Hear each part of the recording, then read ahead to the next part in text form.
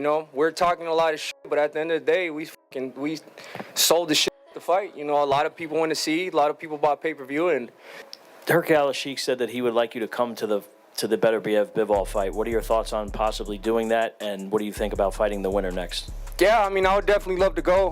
Right now, I'm just thinking about taking a break, bro. I've been training for 4.5 months. Been preparing for this fight, but I would love to go over there. No, I would love to fight those guys. This is what I'm here for. As the fight between David Benavidez and David Morrell approached, boxing experts and insiders shared their perspectives on what was shaping up to be a high-stakes showdown. Many PA viewed the fight as a defining moment for both fighters, with potential long-term implications for their careers. Carl Frampton was among the first to highlight the fight's significance, calling it a major event for boxing. While he acknowledged Morrell's talent, he found it difficult to look past Benavidez as the favorite. Given the high level of competition, he believed this bout had all the elements of a must-watch contest and eagerly anticipated how both fighters would handle the pressure. Great fight as well, really good fight. It's great to see this, isn't it? I mean, boxing's flying at the minute, but I really rate Benavidez. Hard to look past him, that one for me. Eddie Hearn echoed this excitement, but focused on the risk Benavidez was taking. He emphasized that Benavidez didn't need to accept this fight, yet he chose to do so, which earned him considerable respect. Reflecting on Morrell's previous performance in Los Angeles, Hearn admitted he hadn't been overly impressed, though he suggested it might have been an off night. However, he still recognized Morrell's skill and pointed out that this was exactly the type of fight fans wanted to see. Two young, hungry champions testing themselves at the highest level. I give massive props to Benavidez because I've rated Morrell very highly for a long time. In Los Angeles, I got to watch him up close and I really wasn't impressed with what I saw, but I just think he had an off night. He's a very good fighter. And Benavidez really doesn't need to be taking that fight, but he is. So listen, big respect to David Benavidez.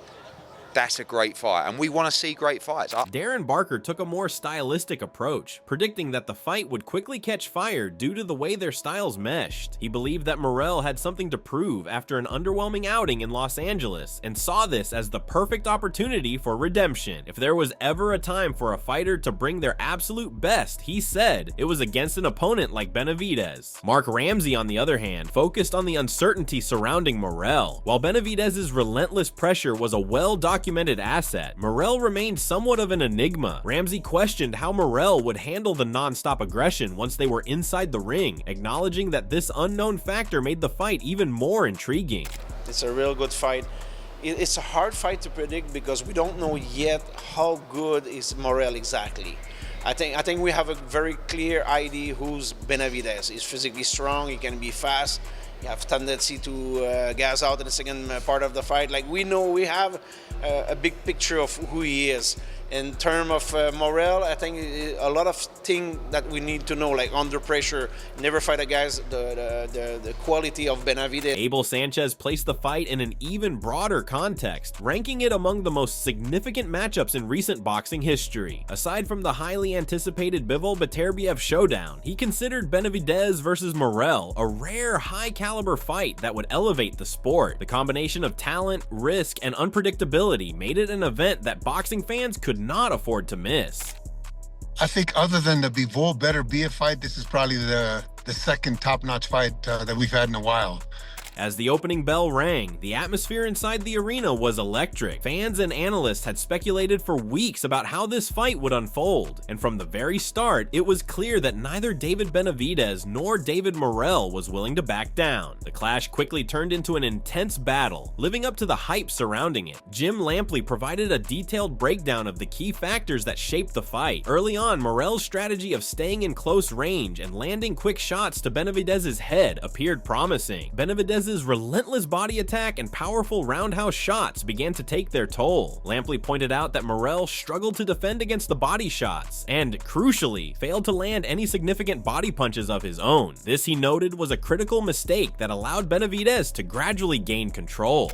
It's interesting because one of Morrell's cornerman, Bob Santos, told me yesterday in the media room, if David can keep the fight right in front of him within a tight range, if he can have a straight-on angle to go at Benavidez and try to catch him with quick shots upstairs, he'll have a chance to win the fight.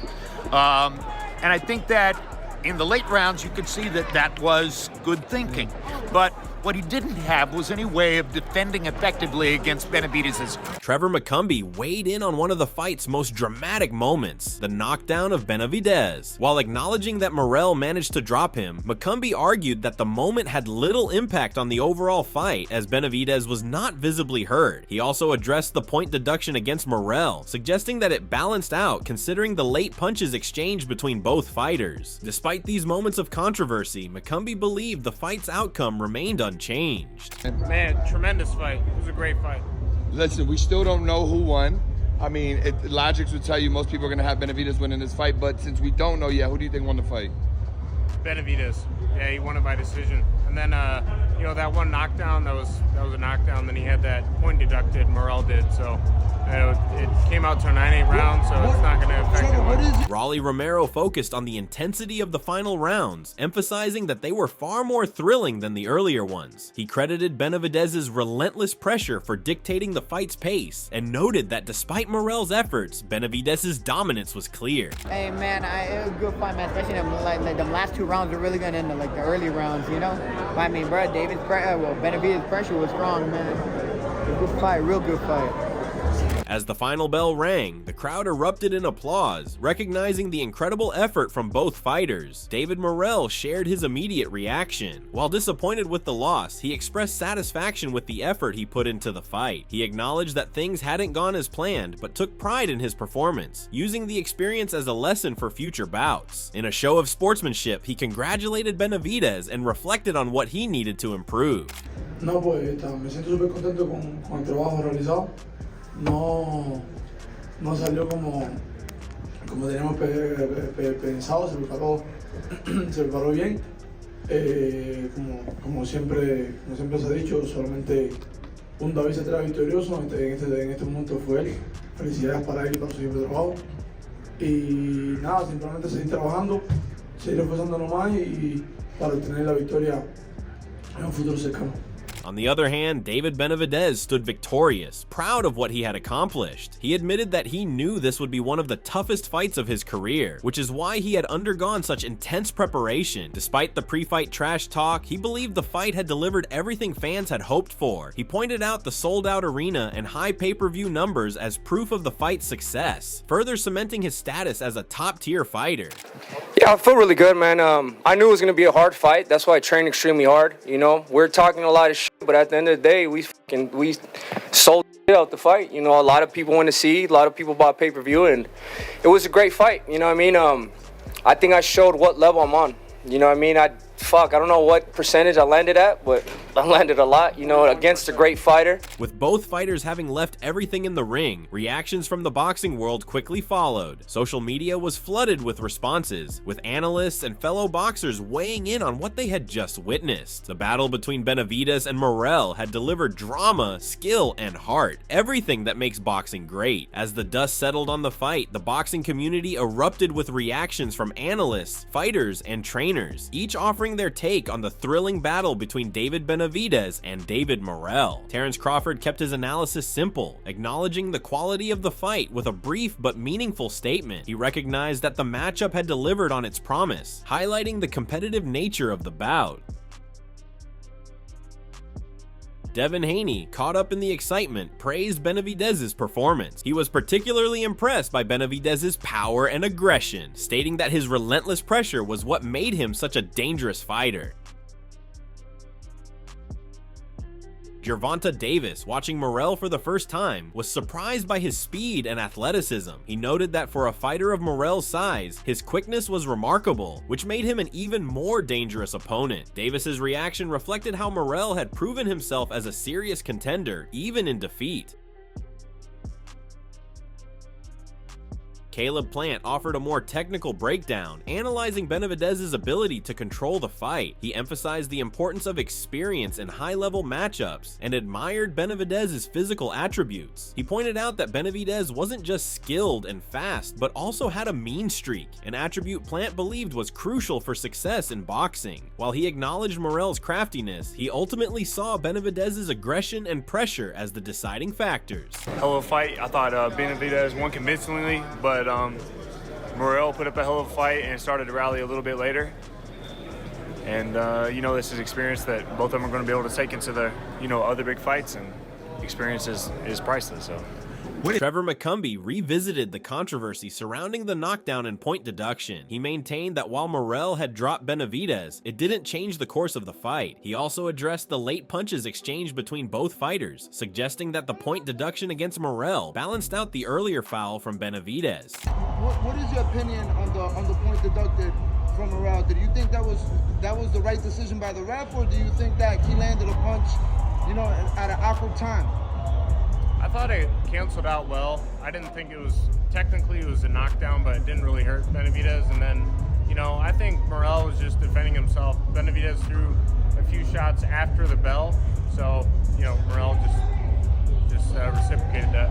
With the fight now in the books, attention quickly shifted to what the result meant for both David Benavidez and David Morrell moving forward. The impact of this battle extended beyond just one night. It had implications for their futures in the light heavyweight division and beyond. Des Bryant praised Benavidez for once again proving why he deserves the biggest fights. He emphasized that Benavidez had earned his Mexican Monster nickname for a reason, pointing to his relentless fighting style and willingness to take on dangerous opponents. While he acknowledged Morrell's talent, he believed Benavidez's determination and ability to handle top-tier competition solidified his position as one of boxing's most feared fighters. I think Benavidez, he keeps showing why he deserved the fight, and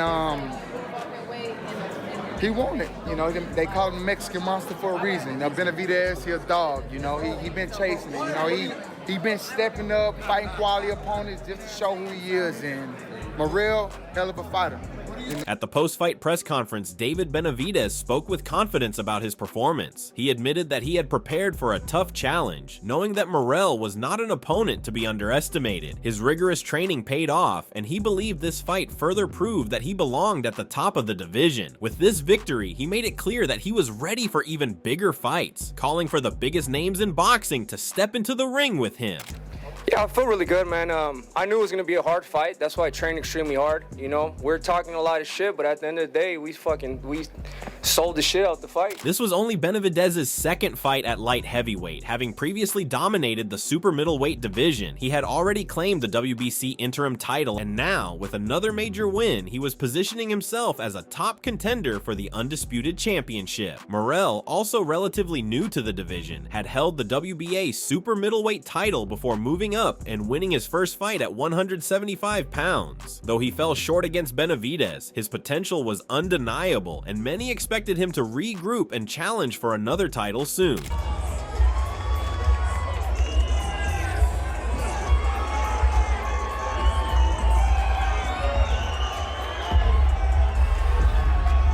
Thanks for watching. If you enjoyed this breakdown, don't forget to like, comment, and subscribe for more fight updates. Let me know in the comments, who should Benavidez fight next? See you in the next one.